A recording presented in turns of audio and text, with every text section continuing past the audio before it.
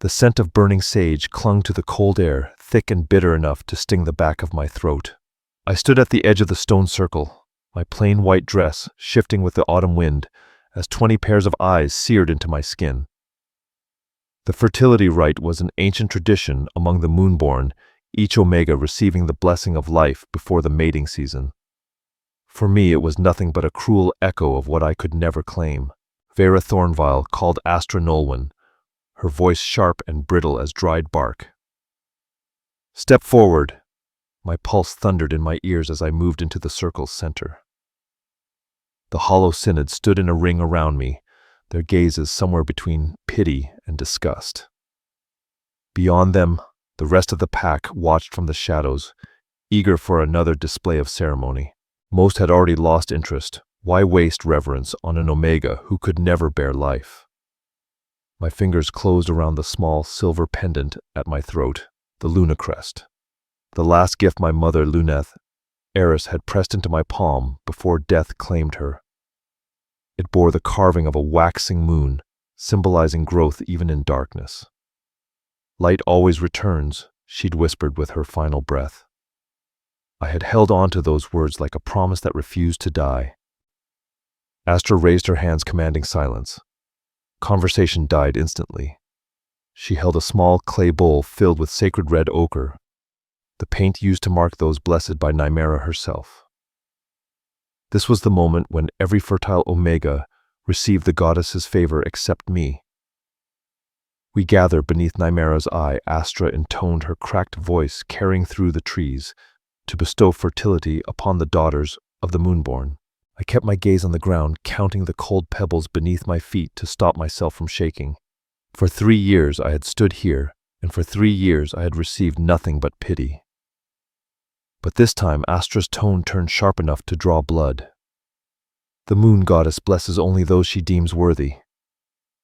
A murmur rippled through the crowd like a hiss of wind through pine. Heat burned across my cheeks, but I lifted my chin. I would not bow, not again. "Veyra Thornveil," Astra declared, "has been deemed barren by the Veyran circle. Her curse was confirmed at maturity. No rite, no prayer, no moonlight can undo what the goddess herself has sealed." My grip on the Lunar crest tightened. Curse, the word they always used, as if I had chosen it, as if the gods had marked me for shame. Astra stepped back. "Return to your place," she said, not cruelly, but with the kind of finality that cut deeper than hatred. As I turned, movement caught my eye at the edge of the glade. A tall figure stood half hidden in the shadow of an ancient oak. Broad shoulders, a presence that commanded the night. My heart stuttered when I recognized Draven Koran, Alpha of Alphas, king of the 7 territories. He never attended the rituals of lesser packs. His golden eyes locked on mine for a heartbeat, something ancient and electric passing between us. Then he vanished into the forest without a sound. The rest of the ceremony blurred into noise. By the time it ended, twilight had fallen, stretching long shadows across the clearing. The pack dispersed to the feast where blessed omegas would be presented to potential mates. I would not go. I never did. "Veyra." I turned to see Nima Valine, my only friend, approaching with her usual warmth. A fresh crimson mark glowed across her forehead. "Don't," I said before she could speak. "Don't say you're sorry." I wasn't going to. Nima's lips curved gently. "I was thinking we could skip the feast, go to the hot springs. Perfect night for stars." Despite myself, I smiled. "That sounds better." We walked the narrow forest path, our steps in sync with the whisper of leaves. The moon had risen full and bright, filtering through the canopy in silver ribbons. "Did you see him?" Nima asked suddenly, her voice low. "The Alpha King, Draven Koran." "He was watching." "I saw," I murmured, trying to sound calm, though my pulse betrayed me. I can't imagine why he'd waste his time here. "They say he's searching for a mate," she said, grinning faintly. "After Isolde Marin died, the council's been pushing him to secure the bloodline." "Well," I said, Dryly, bitterness coating my tongue. He won't find what he's looking for in me. Nima's smile faded. I sighed, guilt creeping in. I'm sorry. Days like this make it hard to breathe. I know, she said softly. But being barren doesn't define you, Veyra. There's more to us than what we can give the pack. If only they believed that. Among the Moonborn, and Omega's worth was measured in offspring. Without that gift, I was nothing, just a healer, tolerated out of necessity. By the time we reached the springs, the moon hung high and white. Steam drifted over the water like breath. No one else had come. The rest were celebrating. I shed my white dress and slipped into the warmth, feeling the ache in my muscles melt away. Nima joined me, exhaling a contented sigh. Sometimes I wish I could stay here forever, she murmured, tilting her face to the stars. If only we could. I whispered, closing my eyes. The world was silent save for the ripple of water and the far-off call of an owl. But then something shifted. A chill crawled up my spine. The air stilled heavy, watchful. I opened my eyes and scanned the tree line. Only shadows, only moonlight, and yet I knew. Someone was there. Still, the feeling didn't fade. Goosebumps rippled up my arms despite the heat of the springs. Do you feel that? I whispered to Nima. She straightened, frowning. Feel what? Before I could answer, a twig snapped somewhere beyond the veil of trees. We froze, every sense sharpening. Probably just a deer, she muttered, though her tone betrayed her doubt. The forest had fallen, unnaturally still. No owls, no rustling leaves, just the thick, suspended silence before a storm. My pulse climbed as I edged toward the water's rim, ready to flee if I had to. Then he stepped into the clearing. Moonlight poured over him like molten silver. Draven Corin, the Alpha King himself, stood at the edge of the springs. He wore only loose black trousers, his chest bare and carved like stone.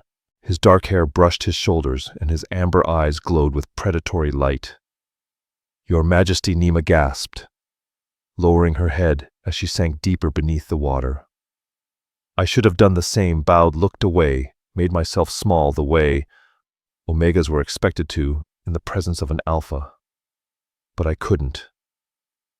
My gaze locked on him, held by something primal and magnetic.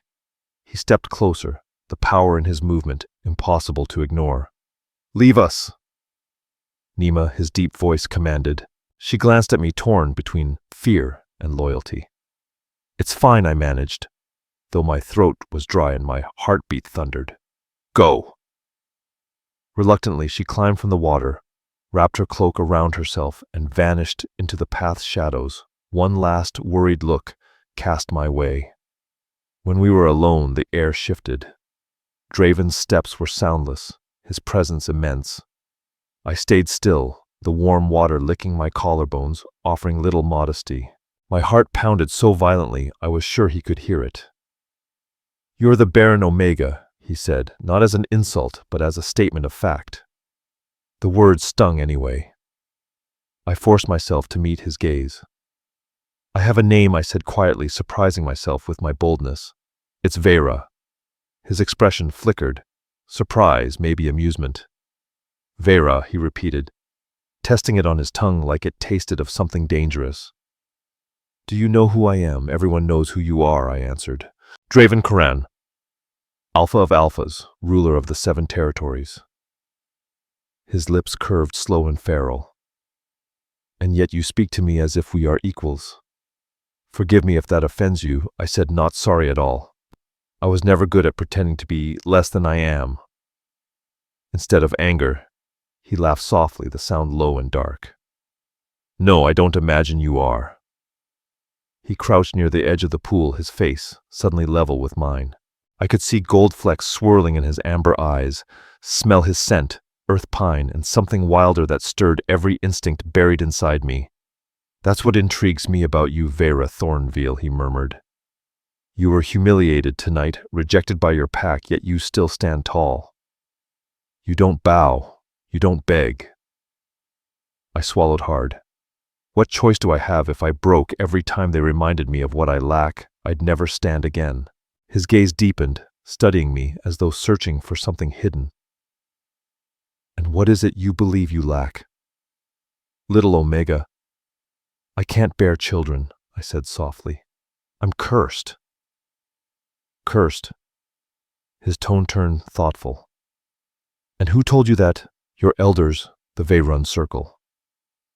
Before I could answer, his hand moved, brushing the silver pendant resting against my throat. The brief touch sent fire coursing through my veins. "Or perhaps someone decided what you were before you ever had a chance to prove them wrong."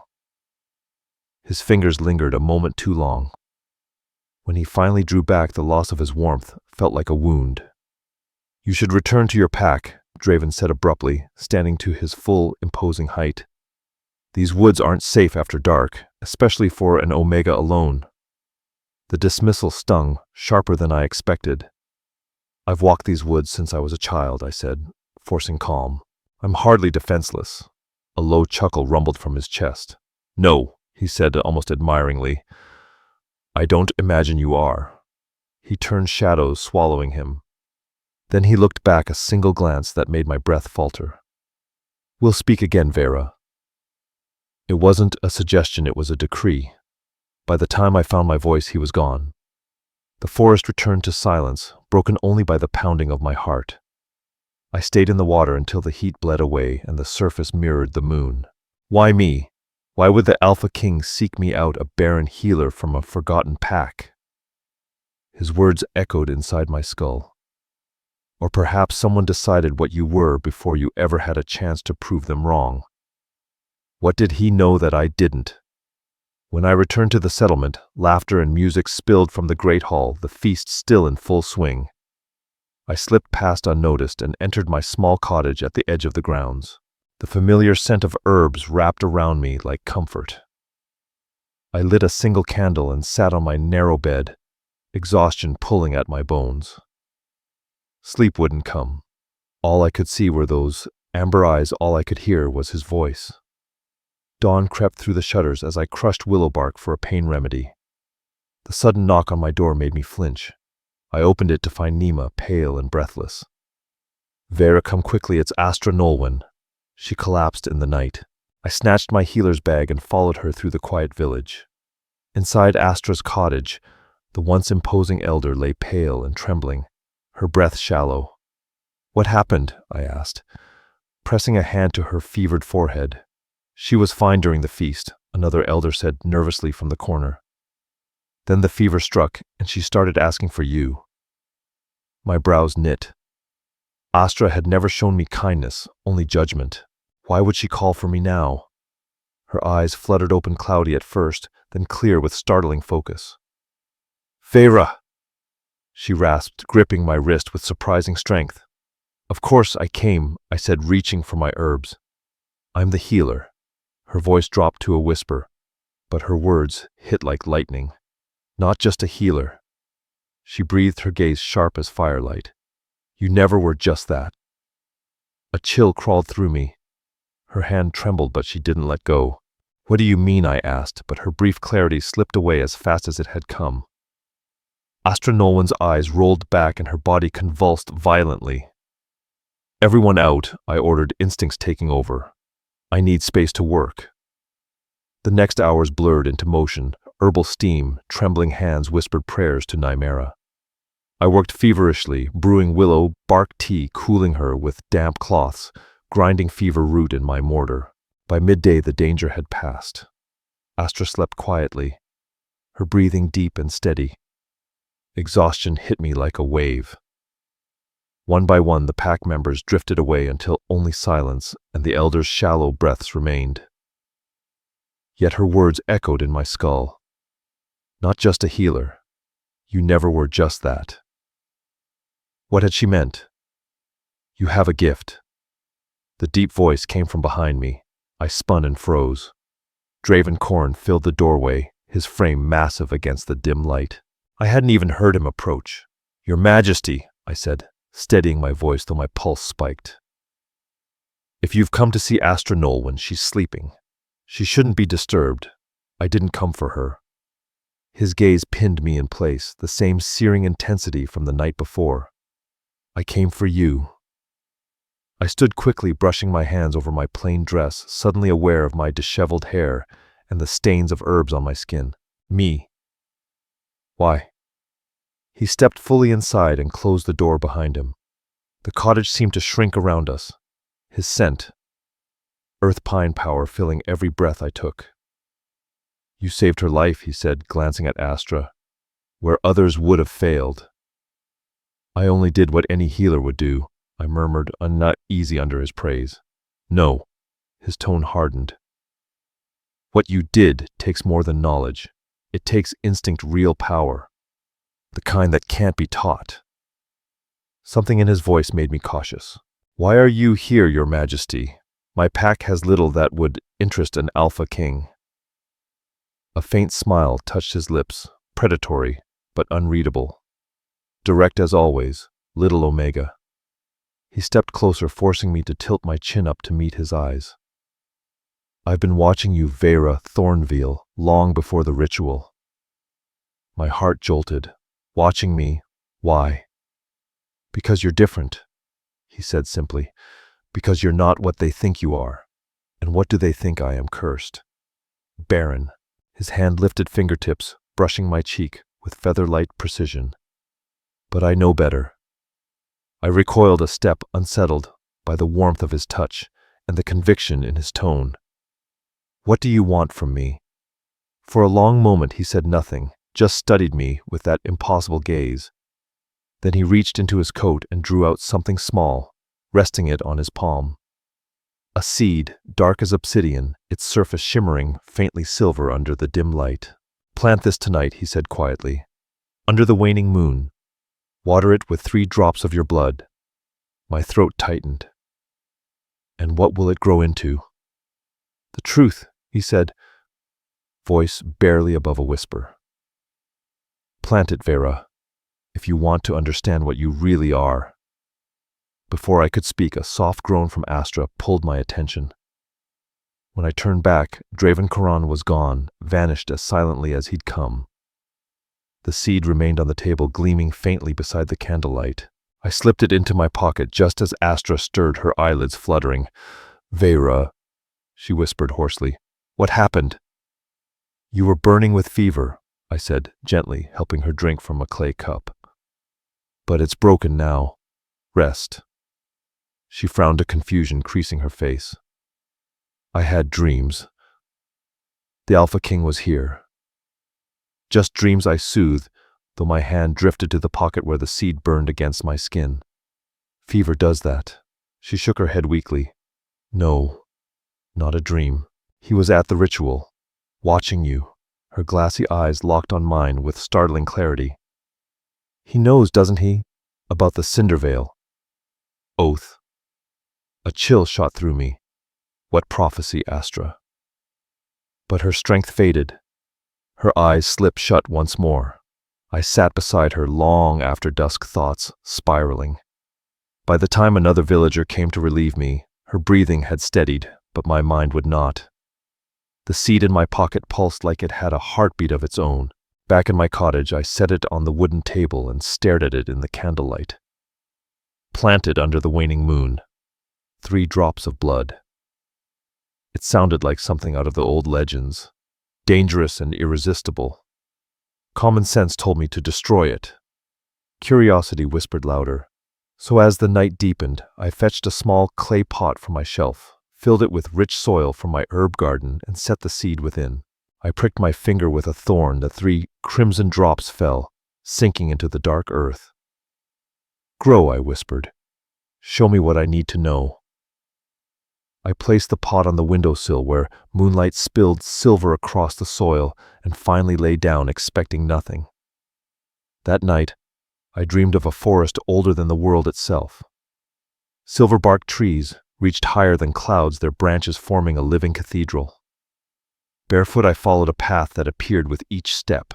At the center stood a colossal tree, its bark white as starlight. A small door shimmered in its trunk. From within, a voice called familiar, yet ancient. Come inside, daughter of the moon. It's time you remembered who you are. I reached for the door and woke, gasping sunlight streaming through the window. Disoriented, I sat up, the dream still pulsing through me. Then I remembered the seed. I ran to the window. The pot sat exactly as I'd left it, but from its center rose a delicate silver sprout, no taller than my finger, 2 perfect leaves turned toward the sun. Impossible. No seed grew overnight. When I touched one glowing leaf, energy surged through me, fierce and wild, so strong it nearly knocked me backward. Visions burst behind my eyes. A vision of silver forests and full moon skies lingered behind my eyes, wolves racing beneath a celestial glow, and a woman with my face crowned in starlight. A sharp knock at my door shattered the dream. I pulled my hand away from the glowing seedling breath uneven. Nima Valine stood outside, her brow tight with worry. Veyra, the council wants you. The Hollow Synod. I frowned. They rarely summoned me directly. They wouldn't say why, Nima whispered. But Astra Nolwenn is with them, and the Alpha King's guards are here. My stomach turned to ice. His guards? She shook her head. No Draven Corrin, but they're asking questions about you. I don't understand, I murmured, though my pulse hammered with the memory of the king's eyes and the impossible plant now reaching toward the light on my windowsill. The council hall stood at the heart of the settlement, its stone walls weathered by age and authority.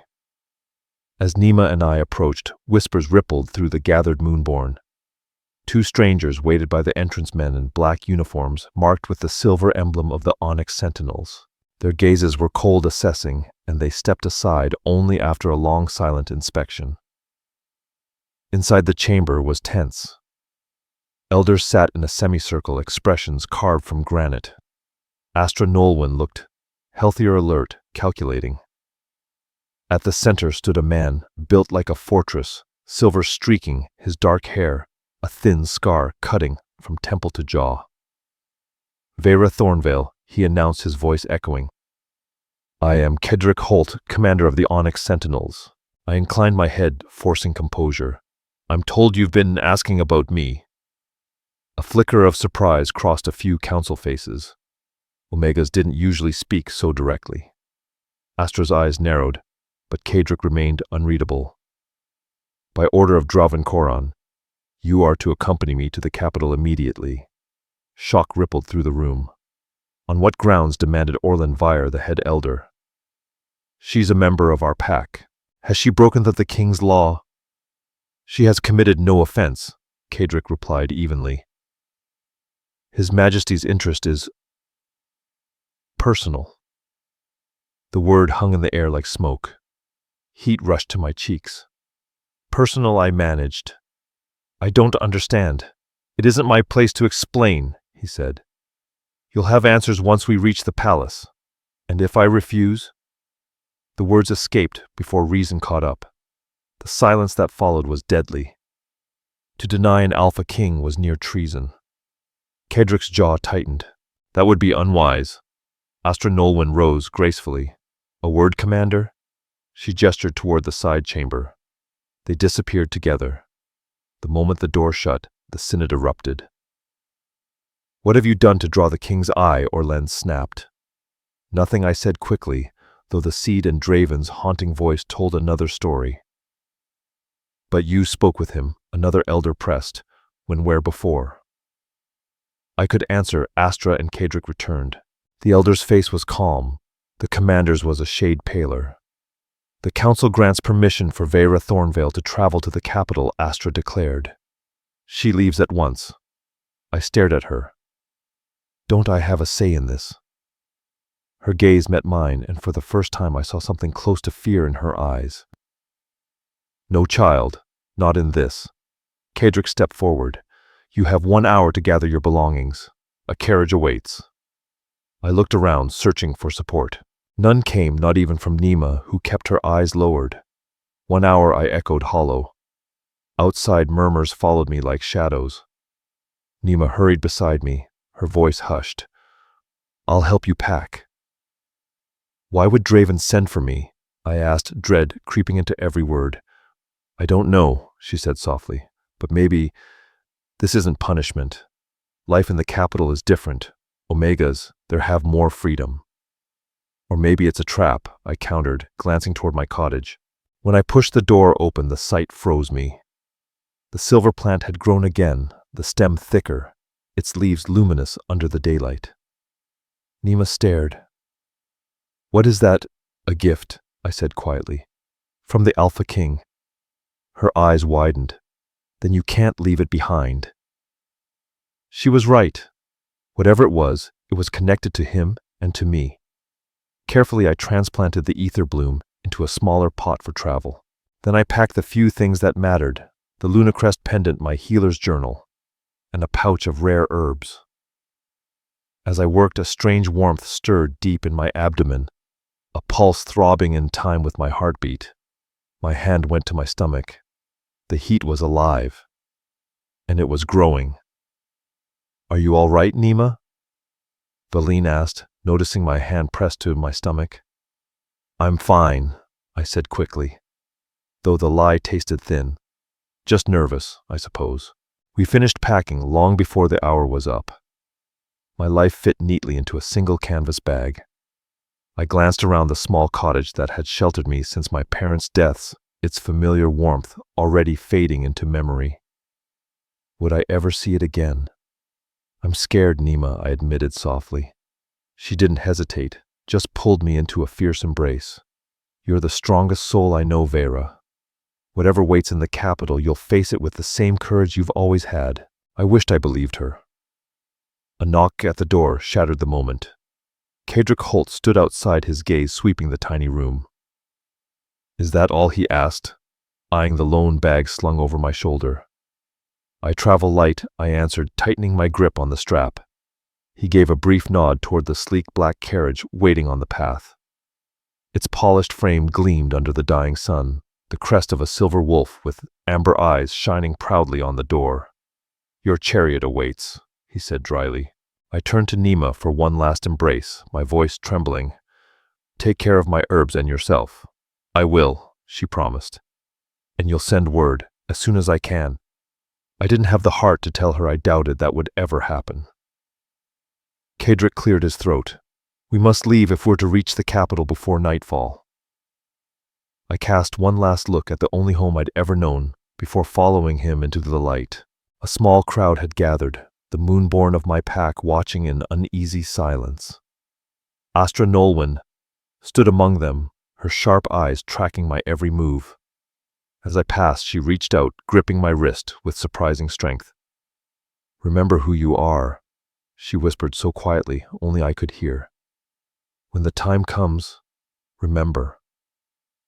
Before I could ask what she meant, Cedric ushered me inside. The door shut with a heavy thunk, sealing my fate. The carriage rolled forward, wheels crunching over gravel as my village faded into the distance. For a long while we rode in silence. The ether bloom rested in my lap, its faint silver glow pulsing in rhythm with my heartbeat. "You must have questions," Cedric said eventually. "Dozens," I admitted, meeting his eyes. "But you won't answer them." He smirked faintly. "Try me." I hesitated, then chose the question that had burned since morning. "Why does the Alpha King want me in Lunaris? What does he want from me?" His expression stayed neutral, too practiced to read. His Majesty's reasons are his own. But I'll say this, you're not the first Omega he's shown interest in. You're just the first he's ordered brought to him. My stomach nodded. "That's not comforting. It wasn't meant to be," he replied bluntly. "Only truthful." Outside, the landscape blurred by forests melting into rolling plains I'd never seen before. "Has he told you what he believes I am?" I asked quietly. Something flickered in Cedric's eyes. Surprise, maybe regret. "Why do you ask?" he said. "I'm not what my pack thinks I am," I murmured, brushing one finger over the ether bloom's glowing leaf. "That I'm not cursed." For a long stretch of road he said nothing. Then he sighed. "I've served Draven Corn for 3 decades. I've seen him face creatures that make most alphas tremble. But I've never seen him fascinated. Until now." "That's not an answer," I said flatly. "No," he agreed. "It's a warning." Whatever he sees in you, tread carefully. The Alpha King is not a man to test. The rest of the journey passed in uneasy silence. Hours later, the world outside changed forest, thinning into endless plains, then rising again into stone and light. The capital Lunaris sprawled before us, grand and alive. I pressed my face to the glass, breath catching. I'd never left my pack's territory before. Stone towers climbed toward the sunset. Alphas, betas, and omegas walked the streets in elegant clothes, their lives pulsing with purpose. And above it all, on the tallest hill, stood the royal palace. Moonstone Keep, carved from pale stone, and glass glowing like a shard of moonlight against the sky. "It's beautiful," I whispered. "And dangerous," Kadric replied. "Beauty often is." We passed through massive iron gates guarded by the onyx sentinels. The palace gardens stretched wide, perfect, deliberate, intimidating. When the carriage stopped before a side entrance, Kadric stepped down and offered his hand. "Welcome to Moonstone Palace," he said formally. "Your new home." The words chilled me. Not a visit, an arrival. A tall woman appeared in the doorway, hair the color of steel and eyes sharp enough to cut glass. "Commander," she said curtly. "This is the Omega Yes Lady Silith Moray," he replied. Her gaze swept over me, my plain dress, the dirt on my boots, the glowing plant in my hands. "His Majesty expected you sooner," she said coolly. "The Hollow Synod needed convincing." Kadric inclined his head. They required persuasion. "I see." Silith turned to me. "Come along, girl. We have to make you presentable for your audience." "An audience," I echoed. "When tonight?" she said, already leading the way. "At the full moon ceremony." Kadric's hand came to rest lightly on my shoulder. "Lady Moray is the king's seneschal. She'll see to you." "And you?" I asked quietly, reluctant to lose the one familiar presence in this alien place. "I have duties," he said. Then after a pause, "Remember what I told you. Veyra, be careful." He turned and was gone, leaving me in Lady Silith's brisk, unforgiving care. As I followed her deeper into the palace, the glow of the ether bloom flickered faintly against my chest, a fragile light amid a maze of marble and secrets. The marble floors glimmered like captured moonlight beneath our steps, each tile polished to a mirror's shine. Ancient tapestries lined the walls, stories of wolves and gods woven in silver thread. Servants, mostly betas, paused to bow as we passed, their eyes filled with barely contained curiosity whenever they thought I wasn't looking. "These will be your chambers," Silith Moray announced, stopping before a massive door carved with intricate sigils. She pushed it open, revealing a suite larger than my entire cottage back home. I stepped inside, speechless. Sunlight streamed through arched windows, illuminating a sitting area furnished in pale velvet and glass. Beyond an open archway stood a bed, draped in silvery blue silk, the kind of luxury I'd only seen in stories. "This can't be for me," I murmured. "There must be some mistake." Silith's expression remained as sharp as ever. "No mistake. His Majesty chose these rooms himself. They adjoin the royal gardens." She gestured toward tall glass doors opening to a balcony alive with moonflowers and ivy. "He thought you'd prefer to stay close to the living things you understand." Her gaze lingered on the glowing ether bloom in my arms, something flickering in her eyes before her composure returned. "A bath has been drawn," she continued briskly. "Afterward, you'll be dressed for the ceremony. The king expects all who stand before him to honor tradition." "I'm not a guest," I said quietly. "I'm a captive." For the first time, her tone softened almost imperceptibly. "No child. Prisoners don't sleep in the royal wing or walk beside commanders of the Onyx Sentinels. You are here because the king has chosen it so. That makes you important." Before I could respond, she clapped her hands. 3 young women entered Omegas by scent and demeanor, each carrying bundles of towels, scented oils, and a shimmering gown bag. "These attendants will assist you," Silith said. "I'll return when it's time." And just like that, she swept away, leaving a trail of cold perfume and authority behind her. The three women stared at me, their curiosity barely masked. "I'm Seraith," said the tallest, her eyes warm as polished chestnut. "This is Alenra and Mirael. We're here to help you prepare for the full moon ceremony." I placed the ether bloom near the window where the last rays of daylight kissed its silver leaves, then sighed. "I suppose I don't have a choice." Seraith smiled kindly. "The first night is always the hardest, but you'll find your rhythm here sooner than you think." The bath they led me to wasn't a tub, it was a pool, built into marble, steaming with the scent of jasmine and night-blooming flowers. I hesitated, then stepped in, the heat wrapping around me like silk. The attendants worked with quiet precision, washing my hair with oils that shimmered faintly under candlelight. Their chatter floated like background music until Alenra lowered her voice. "Is it true," she whispered, "that you're the Omega from the prophecy?" My hands stilled. "The Cindervale oath, Elder Astra." Nolwen's words echoed in my mind. "What prophecy?" I asked carefully. The three exchanged glances. "You don't know," Mirael gasped softly. "The prophecy of the Silver Wolf." Before I could question them, the door swung open and Silith's cool voice sliced through the air. "Enough gossip. Finish her preparation. The ceremony begins within the hour." The attendants stiffened and resumed their work in silence. They helped me from the bath, drying my skin with soft linen before leading me to the adjoining room. When I saw the gown, I forgot to breathe. It was woven from silver blue silk that seemed to catch and reflect every flicker of light, scattered with tiny crystals that mimicked constellations. It shimmered like a living sky. "I can't wear this," I whispered. "You can, and you will."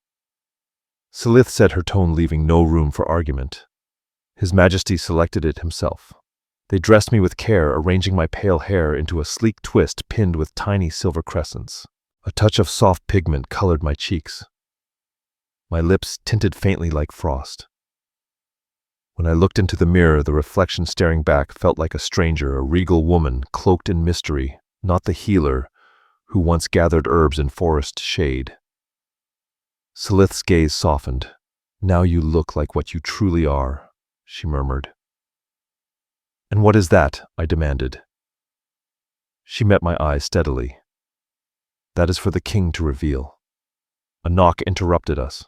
Cadric Holt stepped inside, now wearing a formal black uniform trimmed in silver. A ceremonial sword gleamed at his side. "It's time," he said, his voice low but resolute. I glanced toward the ether bloom. It had grown again, its stem now thick as my wrist, its metallic leaves reflecting the fading light like polished silver. "Should I bring it?" I asked. Silith shook her head. "No, it will be safe here.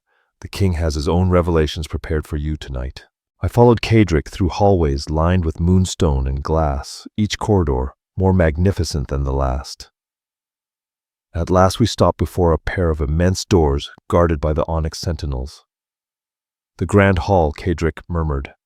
"All 7 territories are gathered for the full moon ceremony." My heart pounded against my ribs. Why am I here? What does he want with me? He met my eyes briefly. "Courage, Veyra. The truth never hides forever." The doors opened. The sound of hundreds of voices crashed over me like a tide. The grand hall stretched before us, vast and luminous, its columns carved into the shapes of ancient wolves. Candlelight danced across a sea of silks and jewels. Every gaze turned toward me. Whispers rippled through the crowd. The one from the Cindervale oath. "Impossible. She's barren." At the far end of the hall, 3 thrones sat upon a raised dais, the center one occupied by the man whose presence had haunted every corner of my thoughts. Drauvencorin Alpha, King of Lunaris. He sat like he ruled not just a kingdom, but the air itself. Dark attire lined with silver, a crown of obsidian and platinum resting against his midnight hair. His amber eyes locked onto mine, burning with that same impossible knowing. When he rose, the hall fell silent. "Veyra." Thornveil, he said, his deep voice carrying easily through the vaulted chamber. Welcome to Moonstone Palace. I managed a small curtsy, every movement painfully aware of the countless eyes fixed on me. Thank you for your hospitality, Your Majesty. A murmur rippled through the crowd, shock, disapproval, disbelief. But Draven Corrin only smiled, his expression unreadable, dangerous. Come, he said, extending his hand. Stand with me. My pulse hammered as I ascended the dais. When his fingers closed around mine, warmth flared beneath my skin, an electric current that raced through me like wildfire. He guided me to stand beside his throne, turning to address the sea of nobles below. Noble lords and ladies of the 7 territories, his voice rang out low and commanding. Tonight's full moon ceremony bears witness to change. For too long I have ruled alone since the loss of my queen. But tonight... He paused, letting silence coil through the hall. That changes. My breath caught. No, he couldn't mean, I present to you. Veyra Thornveil? He continued, his hand tightening around mine. The Omega spoken of, in the ancient oath, the mate of the silver wolf chosen by moonlight and blood. The grand hall erupted. Voices clashed, shock, denial, fury. A regal woman in crimson surged forward, her beauty as sharp as her tone. This is madness. Your Majesty, she cried. That girl is nothing. An ordinary Omega. She's barren, everyone knows it. Ivania Rook. I remembered her name whispered in Nima's tales. A noble woman from the northern ridge. Draven's eyes cooled, his smile vanishing. Your concerns are noted, Lady Rook, but misplaced. Veyra's true nature has been hidden, even from herself. Then prove it, she spat. If she's the one from the Cindervale oath, let her show the power the prophecy promises. A silence fell so heavy I could hear my heartbeat. Draven turned toward me, his voice dropping so only I could hear. Do you trust me? I hesitated, my breath trembling. Did I? This man had uprooted my world with a single command. Yet something inside me, something older than fear, recognized him. I don't know you, I whispered. His smile was faint, almost sad. You will. Then louder to the hall. The proof you demand will come at moonrise. Until then, let the ceremony continue. He led me to a smaller throne beside his own. I sat feeling the weight of hundreds of gazes burning into my skin. As nobles approached one by one to bow before him, I leaned toward Draven. What is this prophecy they keep speaking of? And why do you think it's me? His amber eyes never left the nobles. The Cindervale oath tells of an Omega believed barren, who will bear twins for the Alpha King. Children destined to unite the 7 territories and restore balance to our kind. I swallowed hard. That's impossible. The healers told me years ago. They were wrong, he interrupted quietly, or someone wanted them to be. Before I could respond, the last edge of sunlight vanished beyond the horizon. Silver light flooded the hall as the moon rose high above the glass dome ceiling. Draven stood pulling me with him. The time has come, he declared, his voice echoing through the vaulted space. Tonight, under Nymera's light, truth reveals itself. He led me into the center of the dais, where moonlight poured over us like liquid silver. Do you remember the seed I gave you? He asked softly. I nodded, thinking of the ether bloom in my chambers. What is it? A moonflower, he said. It only grows in the presence of those with lunar magic in their blood. It blooms for you, because you are not what your pack believed. You are no cursed Veyra. You are a lunar Omega, last of an ancient line. The words struck something deep inside me, a memory buried so long it felt like waking from a dream. I don't understand. You will. He took both my hands, his grip warm, grounding. The moonlight reveals what the world hides. Let it show you who you are. The moment our hands joined under the beam of light, energy surged through me, pure, radiant, alive. My skin shimmered, the glow building from within, until the air around us pulsed with light. Gasps rippled through the hall as the brilliance grew silvery and ethereal. And with the light came memory, ancient forests, women with silver eyes raising their hands toward the sky, wolves howling beneath a sacred moon. The power thrummed through my veins, awakening something that had always been there, the mate of the silver wolf. I breathed the truth, forming like a forgotten melody on my tongue. Draven's amber gaze blazed with recognition. "My mate," he said softly, reverently. "My queen." The warmth in my body gathered low in my abdomen, and suddenly I knew. My hands flew to my stomach. 2 heartbeats, 2 lives, hidden beneath layers of old magic. The twins, I whispered, tears spilling over. They're real. They're here. A wave of awe swept the hall. Some nobles gasped. Others fell to their knees. Evania Rook stumbled back, her color draining away. Draven cured my trembling hands with his touch steady, reverent. "The prophecy fulfills itself," he said, voice thick with emotion.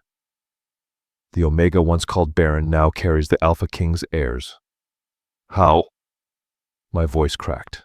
"How is any of this possible?" He drew closer, his words low but certain. "Centuries ago, lunar Omegas were hunted nearly to extinction. Their power, moonlight, made flesh, was feared, misunderstood. The survivors hid their gifts, masking their bloodlines even from their own children. Realization struck like thunder. My mother's pendant," I whispered, touching the crescent resting against my collarbone. "She said light would always return after darkness." Draven nodded slowly.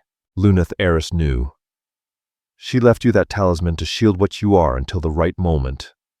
And the seed, the flower, a test," he admitted. "Only a lunar Omega could make it bloom.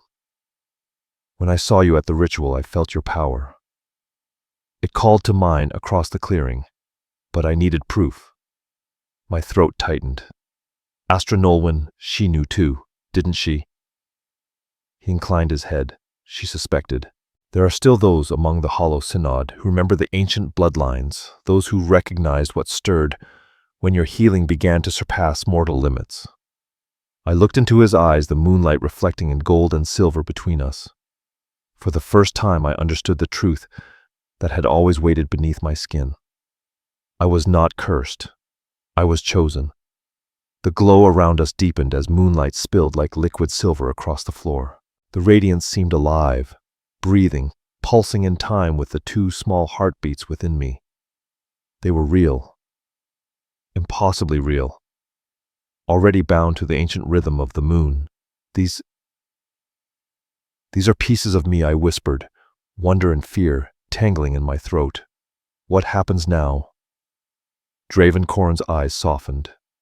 For the first time since I'd met him, the steel in his expression melted into something almost human, something vulnerable. "That depends on you, Veyra. The Cindervale oath has already been set in motion, but prophecy isn't a chain. It only lights the path you decide how far you walk it." He took a step closer, voice low but sure. "I would have you as my queen, my mate, the mother of my heirs. But I will never command what must be freely given." I studied him, really studied him. The fierce Alpha King. Yes, but beneath the crown and control was a man worn by loss, by duty, by the quiet ache of loneliness. He hadn't sought me because of fate alone. Some part of him had known me long before our hands ever touched. And if I chose to leave, I asked softly. If I returned to my village, a shadow passed through his golden eyes, but he inclined his head. "Then you would go with my protection, my provision, and the safety of our children. I would not stop you, Veyra Thornveil. That is not the bond I seek." The sincerity in his voice struck something deep within me, the same quiet strength that had carried me through years of rejection and solitude. I thought of my tiny cottage on the edge of the woods, the way the others looked through me, as if I were nothing but a ghost. I thought of the ether bloom in my chambers, its silver leaves stretching toward the moon as if it shared my heartbeat. And I thought of him, this alpha, who could have claimed me by right, but instead offered me freedom.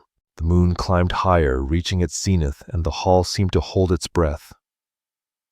In that pure silvery light, I made my choice. I stepped closer, our joined hands resting over the soft pulse of new life beneath my ribs. "I choose to stay," I whispered, "not because of prophecy, not because of the moon's will. I stay because something in me recognizes something in you." His gaze searched mine, the edges of his lips trembling into a smile. The rejected Omega seized the lonely Alpha, I finished. For a heartbeat, the great hall was silent, then Draven exhaled a sound that was half relief, half reverence. He leaned in until our foreheads touched, the warmth of his breath mingling with mine. "My queen," he murmured, "my mate." The nobles watched in stunned silence as the Alpha King, once untouchable, untamed, bowed his head to me. Around us, the silver light brightened, wrapping us both in a soft, ethereal glow. When his lips met mine, the air seemed to hum with life. It was more than a kiss, it was an oath, written in light and blood, sealing two souls that had been circling each other for lifetimes. The hall erupted in gasps and murmurs, but I no longer heard them. The rejected Omega, once branded barren, now stood reborn as the Lunar Queen. And within me, the Alpha King's twins stirred strong and sure, their tiny hearts beating in harmony with mine.